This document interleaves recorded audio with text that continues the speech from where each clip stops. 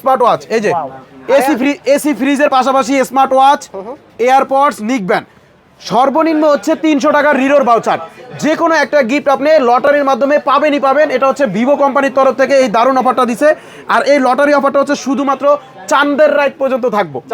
ঈদুল আজহার চাঁদ রাত পর্যন্ত হচ্ছে আপনি লটারি অফারটা পাবেন। যে কোনো একটা গিফট লটারিতে ভিভো থেকে পাবেনই পাবেন।